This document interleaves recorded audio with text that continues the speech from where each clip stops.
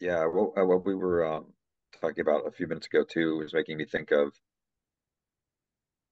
something like if you think about back to times like Shakespeare and his histories, everyone would have known those stories. So the Mhm. purpose of them wasn't to tell them what happened.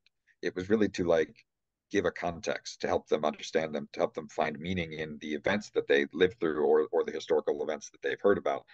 And I think that that's a real thing with art as well. It's like help them learn about these characters and the world they live in, and how does that apply kind of to our world and our lives, and what can we learn about ourselves from Mhm.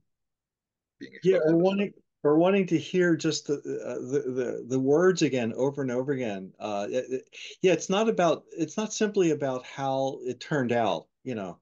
I mean, that's the problem I have with like purely, dialogue driven stories where, you know what the ending's going to be, but the way it's told isn't that interesting. Um, but yeah, we why go to Shakespeare when you know how it's going to end? It has to be the content in there that is satisfying, and not necessarily the story, but how it's told. Mm. Yeah, yeah. And you talk again about, if we talk about death and loss, if you re-experience another narrative, be a movie or a play or whatever it may be, and you've seen it before, and you happen to know that a particular character is going to die at a particular point, like every one of their scenes the second time is sort of pregnant with a meaning that you weren't aware of the Mm. first time.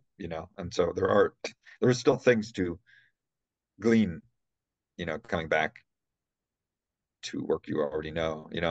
I feel like it also, I forget if we talked last week, but how there's some understanding that maybe, narrative may have some roots in sort of ritual. And the interesting thing about ritual is like, even if you know what's going to happen, you still have to sort of enact it for it to have meaning. So like the ritual of a marriage, say, or the things that the words you have to say, or just because you know how it's going to go, and just because maybe you already rehearsed it, doesn't take away the importance of the fact that you kind of have to do the thing.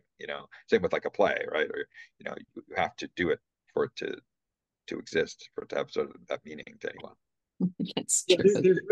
There's no play without a community. There's no play without an audience. No. Uh, and you just reminded me of the ritual that we used to have going to Catholic school during Lent. Every Friday afternoon, we'd be marched down to the church and do the 12 stations of the cross. Did you ever, you're shaking your head, so you must have done that. Yes. Yes And to it's all that. really powerful, because we did it as a school. All the kids in this grammar school, grades 1 through 8, went to church. The nuns were there, the priests, and they moved around, in our church, 6 stations on one side, six on the other. It was just really a powerful community experience. And including some of the individual stations had meaning. So the audience is so important in creating the experience. Mm. Yeah, I was thinking about that. It's going to be. I'm going to discuss it in sort of some of the later posts I've been writing on this stuff. But uh, the interesting thing, I think it was Richard Schechner, a guy who did a lot of work in what he called environmental theater in the like 60s and 70s, sort of the forerunner to what we might call immersive theater today.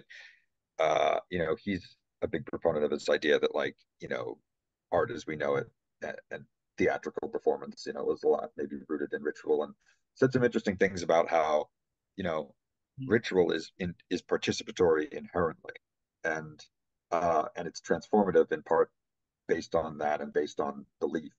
So like if if rituals in Catholicism say, you know, meaningfully impact if you believe in that religion and then you engage in the ritual, then it has a really strong transformative effect on you potentially. Whereas if you don't believe the religion and you happen to witness it, you go to church with a friend, it is that those the ritual, you don't feel you feel you're no longer really a participant, and you are more of a uh, it's more of a performance. And I think Richard Schechner was saying that it's, in his mind, the idea of the audience as a detached observer of art may have emerged when uh, Hmm. rituals, like when people stopped being as engaged and, maybe became more secular, moved away from, you know, uh, felt more detached. It's interesting, like, Right. and we sort of try to recapture some of that like participatory nature uh, in LARP or role play, or where maybe in a play, you know the storytellers and the art and the actors are trying to help the audience identify with the characters as much as possible and understand why they're making the decisions they make, and and then in LARPs and role playing and those things, we try to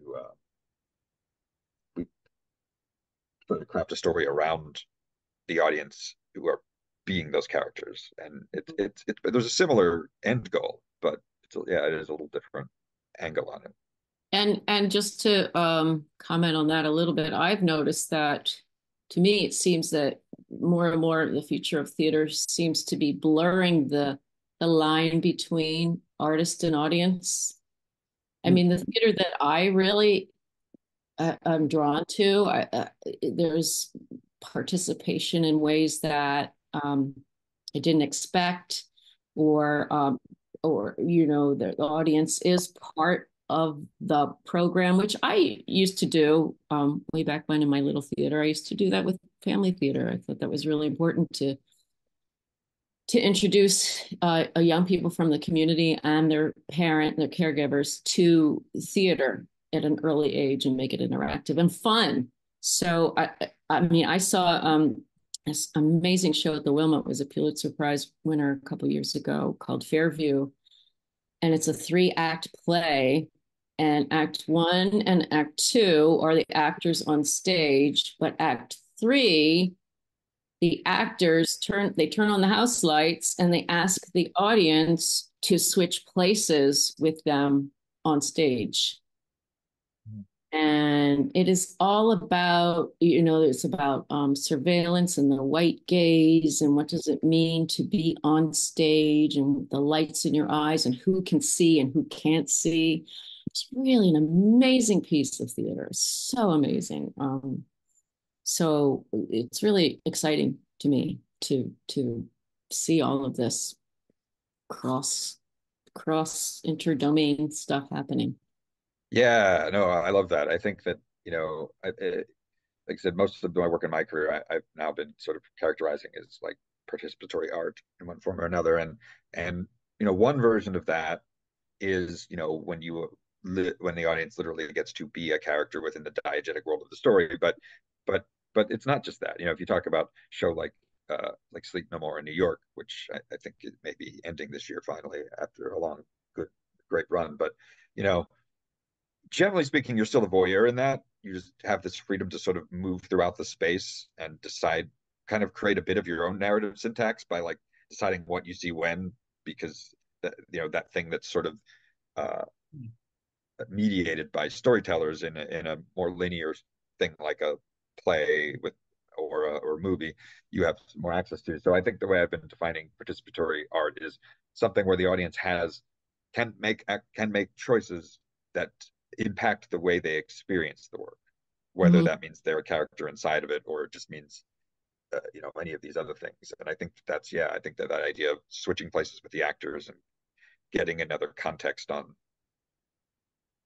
the performance and the experience of the actors and the characters up on stage is an example of that. Maybe the audience isn't the characters, but they're getting a whole new context on what it means. Yes. Yes. And to that point, some of the work that I'm doing, well, right now I'm doing it with college students, but so they're a captive audience, but taking people who don't identify as artists and giving them the tools to not only tell like mine their stories of, of depth, these stories inside that we all have. I believe we all have these amazing stories that need to be told, and transforming them into theater where they perform for an audience in order to express, these difficult emotions and things that happen to them. And because I believe that I love this really short piece of literature that I share with the students called "Be an Artist or Die" by Rex Beater, and this goes along with my health humanities work and maybe narrative medicine as well, Tony. That there's a capacity for art in all of us, and I think it goes back to what you're saying, Emmett, about um, way back when the humans and the early humans, and how they needed to express, and they created these rituals, and which eventually turned into theater. So I think it taps into that, and I think it's so important that we all be aware that we can find ways to express ourselves and to witness each other and to be witnessed.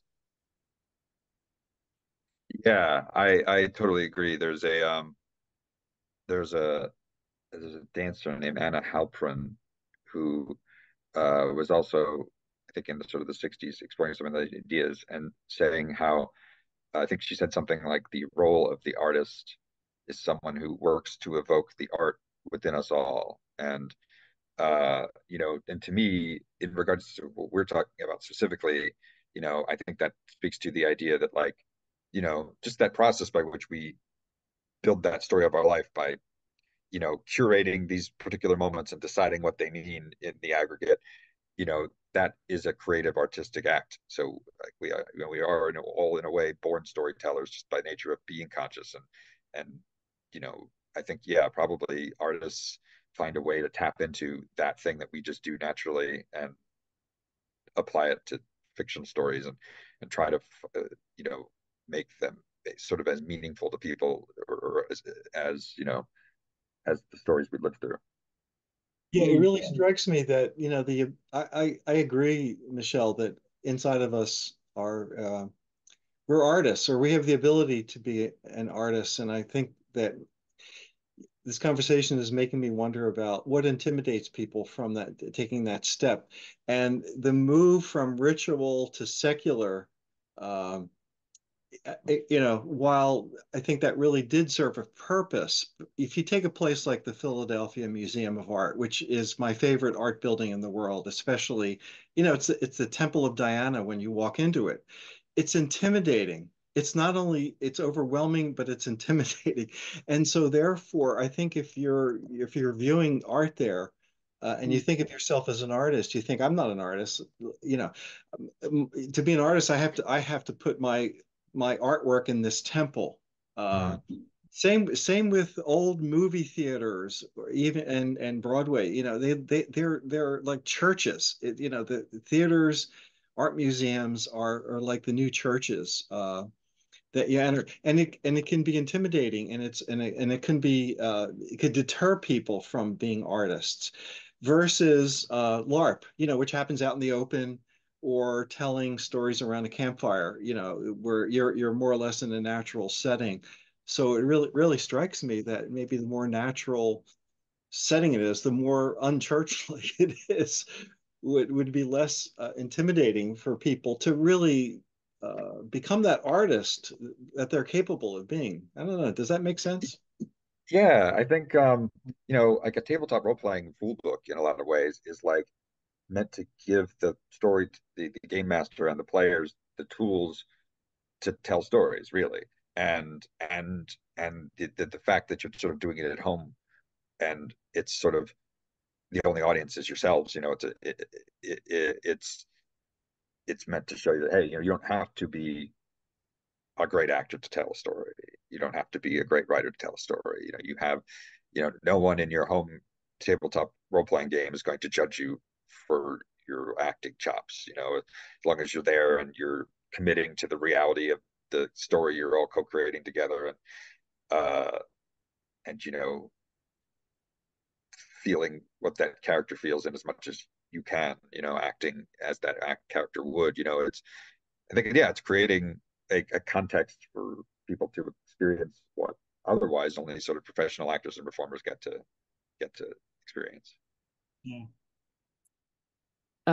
So a a clinical psychologist I know came to see my um, um, semi-autobiographical theater show.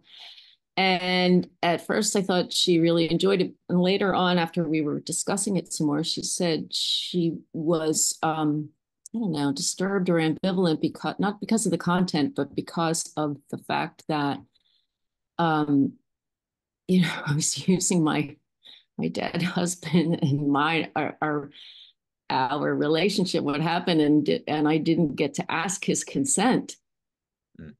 whether I could do that. And she went on to tell me, explain that she even has a problem with memoir, and she teaches that in her course in ethics. And I was like stunned. I thought, oh, wow, that's I never expected to hear that and hear. And then I thought, my second thought was, well, what would an artist do if they can't use, other people in their art? Can we make art without using other people and their stories and how we're connected and our relationships? Can we do that? Yeah, and is there a difference between the characters who are deceased and the characters who are still living and didn't have consent? Uh, so it's a big issue right now in narrative. Who has the right to tell the story? Who owns the story? Hmm. Um, you're telling us you told a story about Stan. I imagine he gave full spiritual consent. I know he did. Yeah, He was yeah. your artistic collaborator. Of course he would go along with this, but it's still Oh, yes. there's still that ethical question of do you get to include real people in your narrative when living or dead when but historians do that forever. I've read a million books about Hitler and all the it's I'm interested in cults, how cults get started. I mean, nobody asked Hitler's consent whether they could write a book about him or perform a movie. In some of the work I've been doing with this sort of storytelling philosophy, I would call it narrative correlation, relating back to some philosophical theories about, essentially that because of the nature of how consciousness seems to work, uh, we can't be aware of the world as it is. It's always seen through the prism of our conscious awareness. Everything new we experience is connected with something that came before, and by that way of thinking, there is there isn't such a thing as a true story. There's no such a distinction between objective history and like a memoir. Everything is filtered through the experience of the artist and then the audience. And I think that we could be freed up to give more people leeway when we understand that you're not saying this is the truth. We're saying this is how I experienced it and what it meant to me in a way. Right. Yeah, yeah, Michelle, if you had been in a plural marriage and you had a sister wife, that person may have told a very different story. Wouldn't Uh, that be an interesting play? yeah, geez, need a producer. That, But yeah, because by like even just the like act of determining, like, if even if anybody, like, even someone trying to write an objective history of an event, so that's to determine what to include and what not to include, and and and the context in which to present it. So like I said, there is sort of a narrative act there. So I think, uh yeah, I think it's important that artists be able to access things that matter most to them, and I wouldn't say that it's, I mean, yeah, you run up against it more, I guess, if you're literally telling a story where you're doing like a biopic or whatever, and you're literally including people who were alive, once alive, or still are, but in general, just taking inspiration from the people in your lives. I mean, yeah, I don't think we'd be much as artists if we couldn't do that. Right. And there's taking inspiration, and then there's also co-opting, and where does one end and the other begin? Mm-hmm. I don't know. I don't know. I think it's situational. Everything exists in the context, and right. And so if Yeah. I an art a piece about my memories and my meanings, but clinical psychologist is doing it too. So is it wrong for them to do it and right for me to do it? I don't know. Who decides that? Yeah, I mean, I guess in a way, artists are more putting it on display, but I mean, psychologists are too, even if it's just an audience of one or whoever they happen to be, you know, treating or dealing with. Yeah, I don't know. It's a good No, it's question. interesting. So interesting. Yeah.